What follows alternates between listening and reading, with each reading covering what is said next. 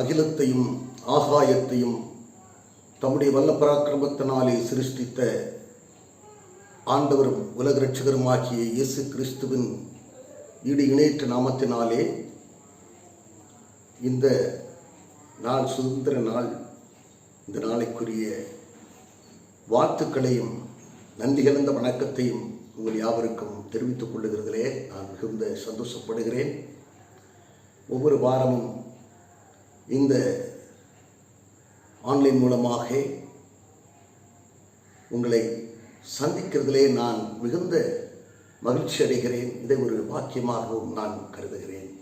இந்த நாளைக்குரிய தெய்வ செய்திக்காக, வார்த்தைக்காக நான் அவருடைய பாதத்திலே அமர்ந்திருந்ததான வேளையிலே ஆண்டவர் காண்பித்ததான ஒரு வேத பகுதி உபாகமம் 11ஆம் அதிகாரத்திலே 12ஆம் வசனம்.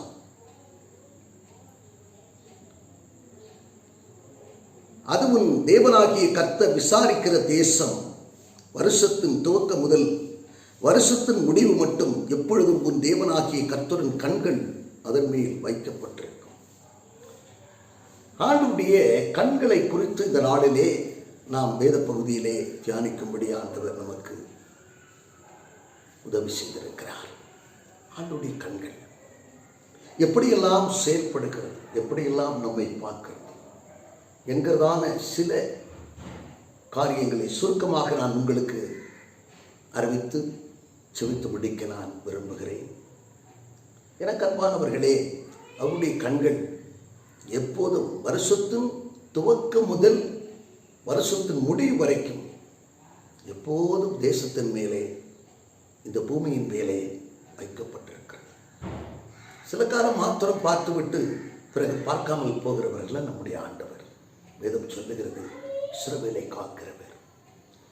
இஸ்ரவேலை காக்கிறவர் தூங்குவதும் இல்லை, உறங்குவதும் இல்லை. தூங்காமலும் உறங்காமலும் இருந்து தம்முடைய பிள்ளைகளை அவர் பார்த்து கொண்டிருக்கிறார்.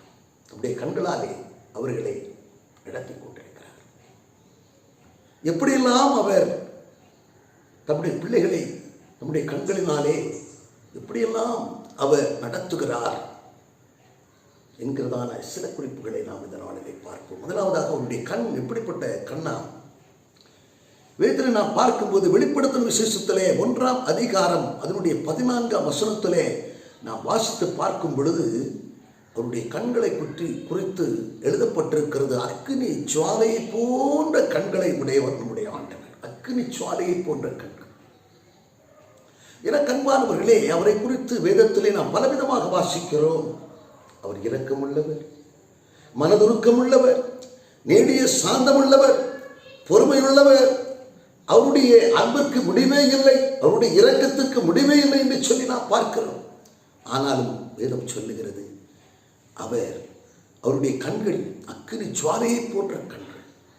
எபிரேயர் 12ஆம் அதிகாரத்தில் 29ஆம் வசனம் சொல்லுகிறது, அவர் பட்சிக்கிற அக்கினியாகவும் இருக்கிறார். அவருடைய கண்கள் பட்சிக்கிற அக்கினியை போன்ற கண்களாக இருக்கிறது. ஆமன கண்பான தெய்வச்சனமே, சில நேரங்களிலே அவர் பட்சிக்கிற அக்கினியாக இருக்கிறார். வேதத்தில் நாம் பார்க்கிறோம் அல்லவா, இவைப்பொழுது நான் முன்னே கைவிட்டேன், அற்ப காலம் உண்டு கோபத்து நிமித்தம் என்னுடைய முகத்தை உனக்கு மறைத்தது. எப்போது மறைக்கிறார், எப்போது அவர் கைவிட்டு விடுகிறார் என்று சொன்னால், நம்முடைய வேண்டாத செயல்பாடுகள் நிமித்தமாக, அவர் அனுபவிக்கிற காரியங்களை செய்கிறது நிமித்தமாக, அவர் வெறுக்கிற பாவ காரியங்களை, துன்மார்க்கமான காரியங்களை செய்கிறது நிமித்தமாக அவருடைய கோபத்துக்கு அநேக நேரங்களிலே தெய்வ பிள்ளைகள் ஆளாகிறார்கள். கருமையான தெய்வச்சனமே, ஒரு முறை ஒரு சகோதரி தன்னுடைய துன்மார்க்கமான செயல் நிமித்தமாக, வேண்டாத நடவடிக்கைகள் நிமித்தமாக ஒருவரோடு ஐக்கியப்பட்டு அதன் நிமித்தமாக, அந்த பாவத்து நிமித்தமாக, தகாத செயல் நிமித்தமாக அவள் கருவுற்று காணப்படுகிறாள். கற்பம் தரித்தாள். அதை அவள் மறைக்க இவ்வளவு முயற்சித்தாள். இவளுக்கு தான் கற்பதியாயிருக்கிறேன் என்கிறதான அந்த சிந்தை வந்த போது சென்று காண்பிக்கிறார். மருத்துவர் சொன்னார், இப்போது இதை கலைத்தால், இந்த கருவை கலைத்தால் உன் உயிருக்கும் சேர்த்து ஆபத்து வந்துவிடும் என்று சொல்ல அவள் பயந்து போய் தன்னுடைய தூரத்தில் இருக்கின்ற தோழியுடைய இல்லத்திலே சில காலம் அவள் மறைந்து இந்த குழந்தையை பெற்றெடுக்கும் வரைக்கும் அவள் மறைந்திருக்கிறாள். கடைசியாக இந்த குழந்தை அந்த இடத்தில் இருந்து பெற்றெடுத்து தன்னுடைய பெற்றெடுத்த குழந்தை என்று பாராமல் ஒரு மாதத்திற்குள்ளாக இந்த குழந்தையை கழுத்தை நெரித்து கொன்று மிக சாதாரணமாக ஆற்றிலே தூக்கி போட்டு விட்டாள். எல்லோரையும் மறைத்து விட்டாள். எனக்கு தெரிந்தால் அநேகரை மறைத்து விட்டாள். காவல் நிலையத்தை மறைத்து விட்டாள். எல்லோரையும் மறைத்து விட்டாள். ஆனால் ஆண்டவர் பார்த்து கொண்டிருந்தார்.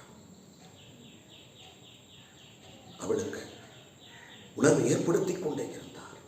நீ இப்படிப்பட்ட காரியத்தை செய்ததென்ன, இந்த துணிகரமான காரியத்தை நீ செய்ததென்ன என்று சொல்லி ஆண்டவர்களை உணர்த்திக் கொண்டே இருந்தார். நாள் ஒன்று வந்தது.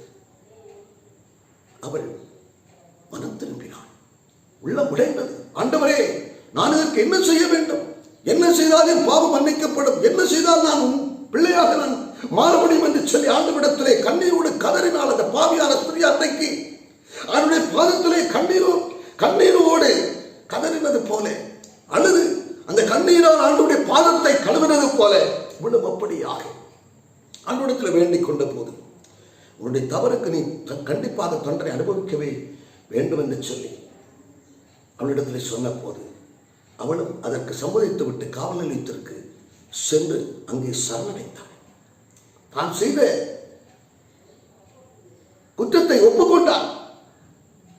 ஒப்புக்கொண்டு அதற்கான தண்டனையை அனுபவித்துக் கொண்டிருந்தாள்.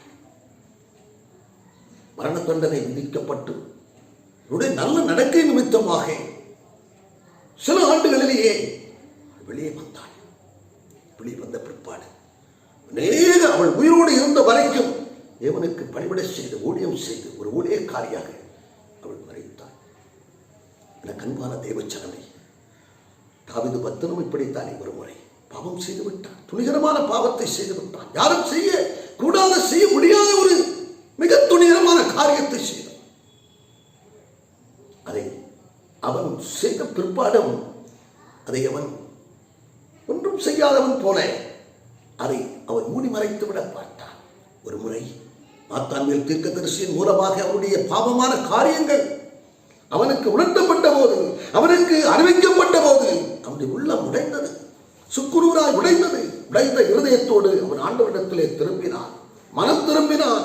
அதற்காக பாவ மன்னிப்பை கேட்டு அதன் நிமித்தம் எழுதப்பட்ட சங்கீதங்கள் தான் 51ஆம் சங்கீதம், 32ஆம் சங்கீதம் போன்ற சங்கீதம். எனக்கு அன்பானவர்களே, ஆண்டவனை மன்னித்தார். ஆனாலும் அவன் சின்ன ஒரு சிக்ஷையை அனுபவித்தே ஆக வேண்டிய ஒரு கட்டாயம் ஏற்பட்டது. அவனுக்கு பிறந்த குழந்தை அவலட்சணமாக பிறந்தது.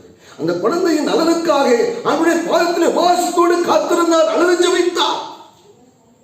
ஆனாலும் ஆண்டவர் அந்த குழந்தையை அடித்தார். அவன் நிமித்தமாக அந்த குழந்தை மரித்து போனது. எனக்கு அன்பான தேவச்சனமே, ஆண்டவர் இரக்கம் உள்ளவர் தான், மனதுருக்கம் உள்ளவர் தான், நீடிய சாந்தம் உள்ளவர் தான், பொறுமை உள்ளவர் தான்.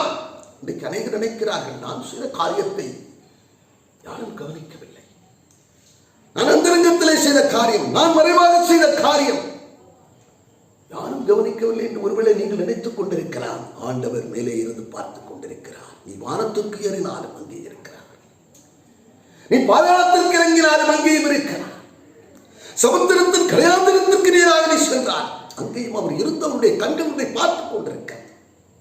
எங்கு சென்றார், நீ எந்த மூலைக்கு சென்றார், உலகத்தில் எந்த திசைக்கு நீ ஓடினார், எல்லா இடங்களிலும் இருந்தவர் கண்கள் பார்த்து கொண்டிருக்கிறது. பிரியமானவர்களே, எனவே எனக்கு அன்பானவர்களே, என்னை யாரும் பார்க்கவில்லை, என்னை யாரும் கண்டுகொள்ளவில்லை என்று சொல்லி நீங்கள் இருந்து விடாதீர்கள். மனம் திரும்புதலுக்கு ஏதுவான நாட்களிலே நாம் இருக்கிறோம். காலம் நிறைவேறும்.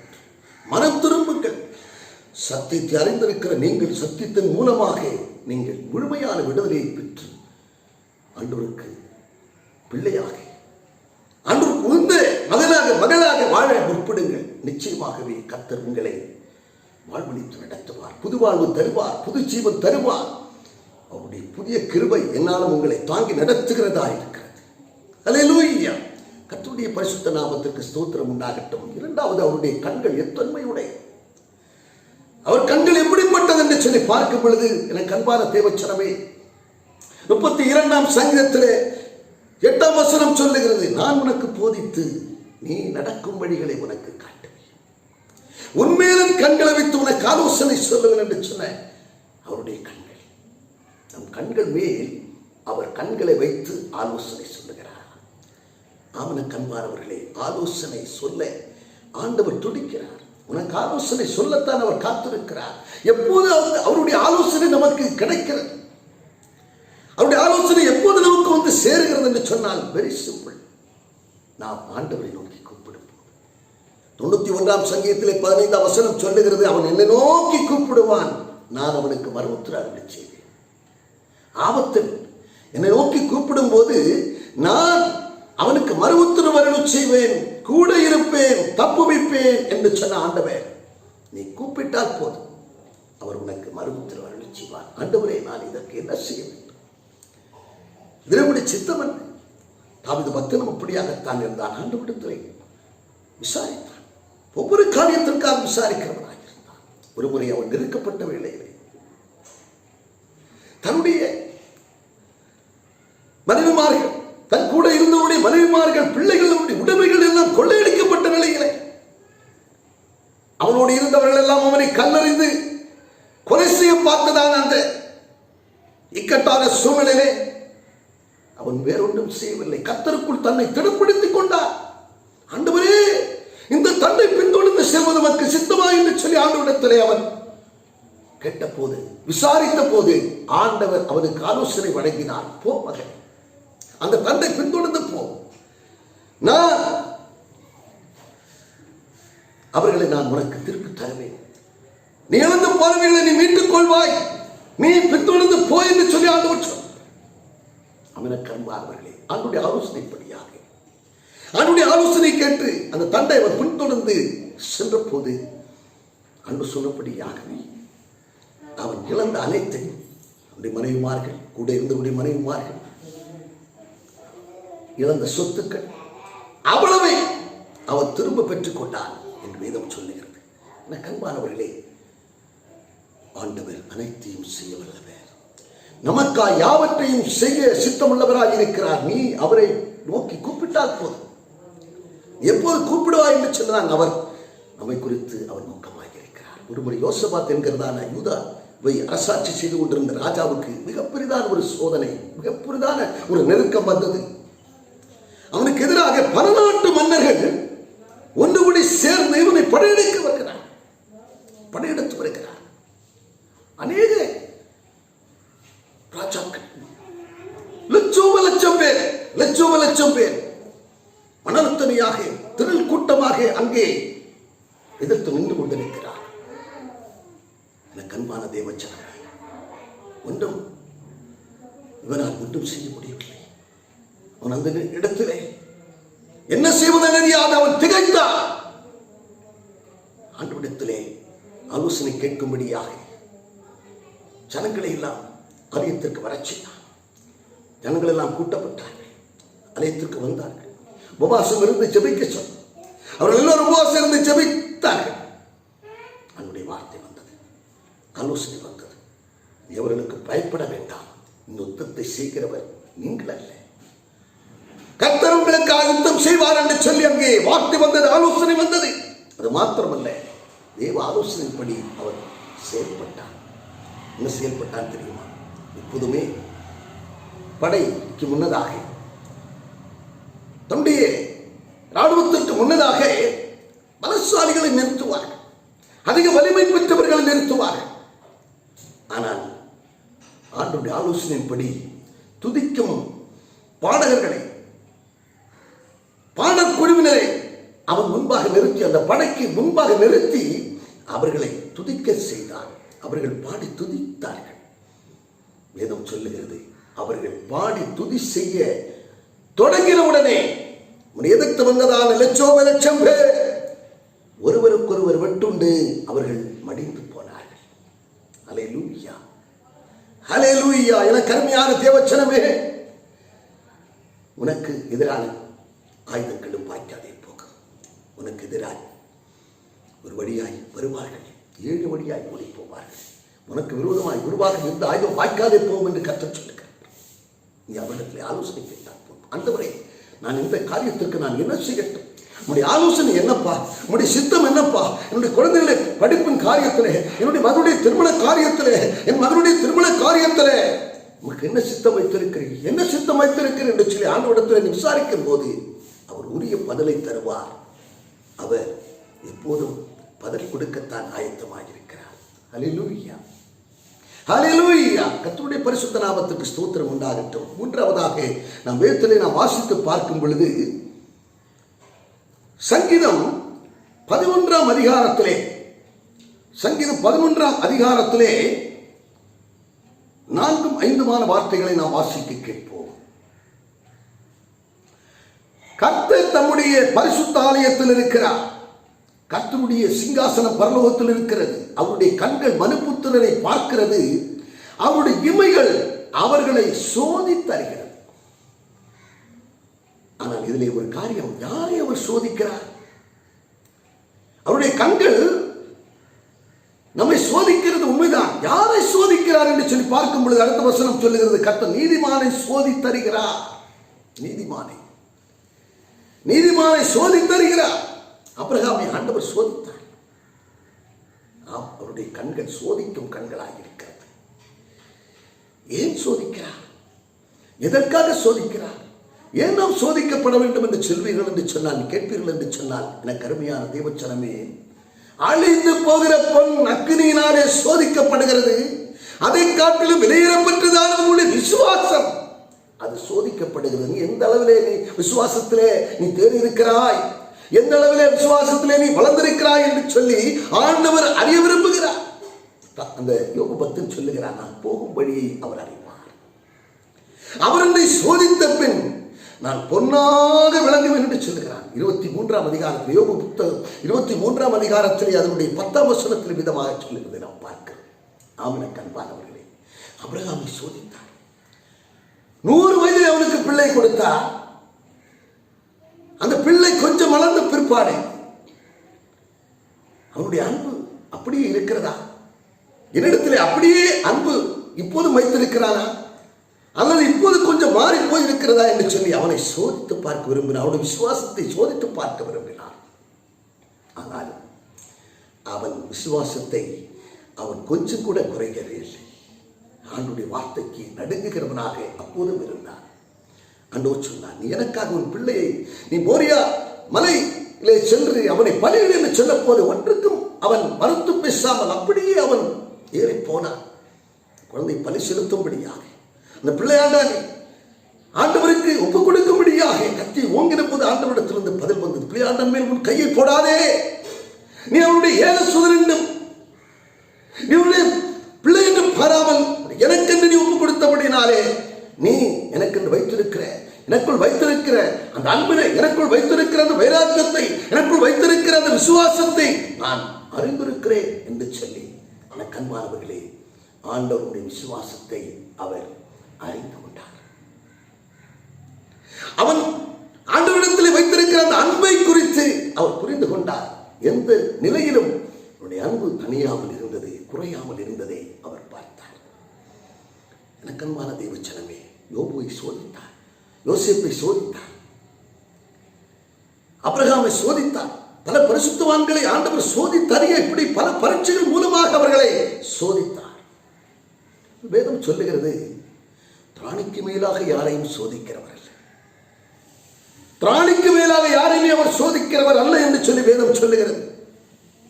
எனக்கு அருமையானவர்களே, உங்களுடைய திராணி என்னதென்று ஆண்டவர் அறிந்திருக்கிறார். யோபுவை சோதித்தார், யோசேப்பை சோதித்தார், ஆபிரகாமை சோதித்தார். இப்படி பல பரிசுத்தவான்களை சோதித்தவர் பேதுருவை குறித்து சொல்லும் போது ஆண்டவர் சொல்லுகிறார், சீமோனே சீமோனே சீமோனே சீமோனே. லூக்கா 22ஆம் அதிகாரத்தில் 31-32 வார்த்தைகள் சொல்லுகிறது, உன்னை கோதுமையை புடைக்கிறது போல கோதுமை சுலகினால் புடைக்கிறது போல உன்னை சோதிக்கும்படி சாத்தான் இடத்தில் உத்தரவு கேட்டு வந்தான். ஆனால் நானோ உன்னுடைய விசுவாசம் ஒழிந்து போகாதபடிக்கு உனக்காக நான் வேண்டிக் கொண்டேன் என்று சொல்லுகிறார் ஆண்டவர். எனக்கு அருமையானவர்களே, உங்களையும் அதே போலத்தான். சாத்தான் வெள்ளம் போல வந்தான், சாத்தான் சோதிக்கும்படி வந்தால் உங்களுடைய திராணி எவ்வளவு திராணி இருக்கிறது என்று பார்த்து அதற்கேற்றாற் போல் தான் அனுமதி வழங்குகிறார். யாரை அவர் சோதிக்கிறார் என்று சொன்னால் நீதிமானை சோதிக்கிறார். ஆண்டோடு நெருக்கமாக இருக்கிறவர்கள், அவருடைய இரத்தத்தால் மீட்கப்பட்டவர்களை, அவர்களுக்கு தான் சோதனை வருகிறது, அவர்களுக்குத்தான் வேதனை வருகிறது, அவர்களுக்குத்தான் உபத்திரவம் வருகிறது, அவர்களுக்குத்தான் பாடுகள் வருகிறது. கிறிஸ்துவின் நாமத்து நிமித்தமாக பாடுகள் அனுபவிக்க வேண்டியவர்கள் பாடுகள் அனுபவிப்பார்கள். எனக்கு அன்பானவர்களே, கர்த்தருடைய கண்கள் உங்களை எங்கும் இருந்து பார்த்து கொண்டிருக்கிறது. அவருடைய கண்கள் அக்கினி ஜுவாலையை போன்ற கண்கள், அவருடைய கண்கள் ஆலோசனை சொல்லுகிற கண்களாக இருக்கிறது. அவருடைய கண்கள் உங்களை சோதித்தருகிற கண்களாக இருக்கிறது. அது மாத்திரமல்ல, வேதத்தில் நாம் பார்க்கும் பொழுது சங்கீதம் 33ஆம் அதிகாரத்திலே, சங்கீதம் 33ஆம் அதிகாரத்திலே 18-19 வார்த்தைகள் சொல்லுகிறது. பஞ்ச காலத்திலே உன்னை போஷிக்கிற கண்களாக அவருடைய கண்கள் இருக்கிறது. எலியாவை காகத்தை கொண்டு போஷித்தவர், எலியாவை சார்பாத் விதவின் மூலமாக போஷித்தவர்.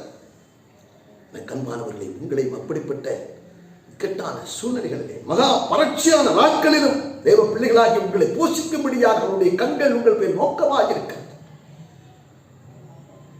எனக்கு அன்பானவர்களே, அவருடைய நடத்துதல் ஆராய்ந்து முடியாததாக இருக்கிறது, எண்ணி முடியாததாக இருக்கிறது. நினைப்பதற்கு எண்ணுவதற்கு மேலாக அவருடைய காரியங்கள் இருக்கிறபடினாலே அவரை நோக்கி இருங்கள்.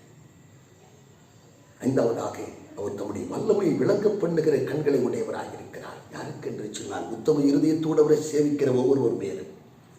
2 நாளாகமத்தின் புத்தகத்திலே 16ஆம் அதிகாரத்திலே 9ஆம் வசனம் சொல்லுகிறது, உத்தம இருதயத்தோடு அவரை சேவிக்கிற ஒவ்வொருவர் மேலும் தம்முடைய வல்லமையை விளங்க பண்ணும்படிக்கு ஒரு கண்கள் உலாவிக் கொண்டிருக்கிறது. பூமி எங்கும் அவருடைய கண்கள் உலாவிக் கொண்டிருக்கிறது. யாரெல்லாம் உத்தமமாய் தம்மை சேவிக்கிறார்களோ அவர்கள் ஒவ்வொருவர் மேலும் தம்முடைய வல்லமையை விளங்க பண்ணுகிற தேவனாக இருக்கிறார். அவன கருமையான தேவச்சனமே, ஆண்டுடைய கண்கள் எங்கும் இருந்து உங்களை பார்க்கிறது. அவருடைய கண்கள் அக்கினி ஜுவாலையை போன்ற கண்கள், அவருடைய கண்கள் ஆலோசனை சொல்லும் கண்கள், அவருடைய கண்கள் நம்மை சோதித்தருகிற கண்கள், அவருடைய கண்கள் பஞ்சகாலத்திலும் நம்மை போஷிக்கிற கண்கள், அவருடைய கண்கள் நம்முடைய வல்லமை விளங்க பண்ணுகிற கண்களாக இருக்கிறபடினாலே எனக்கு அன்பானவர்களே, அவருடைய பார்வைக்கு மறைவானது ஒன்றுமே இல்லை. நம்மை இன்றைக்கும் நடத்த விரும்புகிறார். உன் வழியை அவருக்கு ஒப்புவித்து அவருக்கு நம்பிக்கையாய் அவரை உறுதியாய் பற்றி கொண்டிருங்கள். அவரை நம்பியிருங்கள், அவரை சார்ந்திருங்கள். அவர் உங்களை கைவிடவே மாட்டார். ஓ ஷபரபல பௌதி அங்கர பௌத மஸ்துன பௌத பஷனுர மந்துருபியா. ஹalleluya. என்னை தருகிறே ஜீவ பலியாக, என்னை தருகிறே ஜீவ பலியாக, உகந்த காணிக்கையா உடலை தருகிறே, உகந்த காணிக்கையா இந்த உடலை தருகிறே, ஒப்பு கொடுத்தீரையா உம்மையே எனக்காக, உலகின் ரட்சகரே உன்னத பலியாக. மகா பரிசுத்தம் இரக்கும் தயவும் நிறைந்தீங்கள் பரலோக பிதாவே, அப்பா, உடைய கண்களை குறித்ததான காரியங்களை நீர் எப்படியெல்லாம் உடைய பிள்ளைகளை ஆண்டவரை காப்பாற்றுகிறீர், நடத்துகிறீர், எந்தபடியெல்லாம் செயல்படுகிறேன் என்று சொல்லி நீங்கள் ஆண்டவர் என்று சொன்ன வார்த்தைகளை ஆண்டவரை கேட்கும்படி செய்திருப்பா. உடைய கண்கள் அக்கினி ஜுவாலையை போன்ற கண்களை கொண்டிருக்கிறவராக இருக்கிறபடினாலே, பற்றிக்கிற அக்கினியாக ஆண்டவரே நீர் இருக்கிறபடினாலே, ஆண்டவரே ஸ்தோத்திரம் அப்பா. ஆண்டவருடைய கோபத்துக்கு நாங்கள் ஆளாகாதபடிக்கு, ஆண்டவரே சோத்திரப்பா, எப்போது உடைய இரக்கத்துக்கு, உடைய தயவிற்கு, உடைய அன்பிற்கு பாத்திரராய் நாங்கள் என்றும் காணப்பட எங்களுக்கு பேருதவி செய்யுங்கப்பா. ஆண்டவருடைய கண்கள் ஆலோசனை சொல்லுகிற கண்களாக இருக்கிறபடினாலே ஆண்டவரே உடைய ஆலோசனைக்கு நாங்கள் எப்போது காத்திருந்து ஆண்டவரே உம்மிடத்திலே உம்மை நோக்கி எல்லா காரியத்திற்காக உம்மை நோக்கி நாங்கள் ஆண்டவரே அபயமிட்டு உம்முடைய ஆலோசனைகளை நாங்கள் பெற்று அது நடக்கத்தக்கதாக ஆண்டவரே எங்களுக்கு நீ பேருதவி செய்ய வேண்டும் என்று செபிக்கிறப்பா. ஆண்டவரே சோத்திரமப்பா, இயேசுவே எங்களை சோதி தருகிற தேவனாய் இருக்கிறீர். நாங்கள் சுத்த பொன்னாய் நாங்கள் விளங்க வேண்டும் என்பதற்காக ஆண்டவரே நீதிமான்களாய் இருக்கிற பிள்ளைகளை நீர் சோதி தரிய விரும்புகிறீரப்பா. சுத்த பொன்னாய் மாற்ற விரும்புகிறீர் ஆண்டவரே. பரீட்சை வேளையில உள்ள விசுவாசம் குறைந்து போகாதபடிக்கு நாங்கள் நீர் எதிர்பார்த்து விசுவாசம் நாங்கள் இன்னும் காணப்பட எங்களுக்கு பேருதவி செய்யுங்கப்பா. பஞ்ச காலத்திலும் வறட்சியான காலத்திலும் எங்களை போஷிக்கிற தேவாதி தேவன் தமக்கு பயந்து தம்முடைய கிருபைக்கு காத்திருக்கிறவர்கள் மேலே உடைய கண்களை வைக்கிற பஞ்ச காலத்திலும் அவர்களை போஷிக்கும்படியாக அவர்கள் நடத்தும்படியாக அவர்கள் உயிரோடு காக்கும்படியாக அவருடைய கண்கள் அவர்கள் நோக்கவாயிருக்கிறது சொன்னீரப்பா. வார்த்தைபடியாக நாங்கள் நமக்கு பயந்து நடக்கிற பிள்ளைகளாக நாங்கள் என்று காணப்பட எங்களுக்கு உதவி செய்யுங்கப்பா. உத்தம இதயத்தோடு சேவிக்கிறவர்களாக நாங்கள் என்றும் காணப்பட வேண்டும். அதன் நிமித்தமாக உடைய வல்லமை ஆண்டவரே எங்களுக்கு நீ விளங்கப்படுகிற தேவனாயிருக்கிறீர். உடைய வல்லமை எங்களுக்கு எப்போது தேவையாயிருக்கிறதப்பா. நாங்கள் எழுப்பி பிரகாசிக்க வேண்டும். மக்கள் நாங்கள் எழுப்பி பிரகாசிக்க வேண்டும். உத்தம இதயத்தோடு எப்போது நாங்கள் காணப்பட வேண்டும். கர்த்தாவே கிருபை செய்யுங்கப்பா. தேசத்தில் அமைதியை கட்டளை எடுங்கப்பா. ஆண்டவரே அப்பா, பூமி அலங்கழித்துக் கொண்டிருக்கிறதானே இயேசுவே, கொள்ளை நோயை அப்பா பூமியை விட்டு அகற்றி போடுங்கப்பா.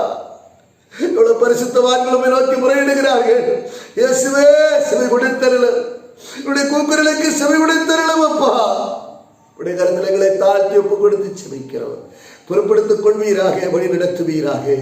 இயேசு கிறிஸ்து மூலம் ஜெபிக்கிறோம் எங்கள் நல்ல அன்பின் பரலோக பிதாவே. ஆமென், ஆமென்.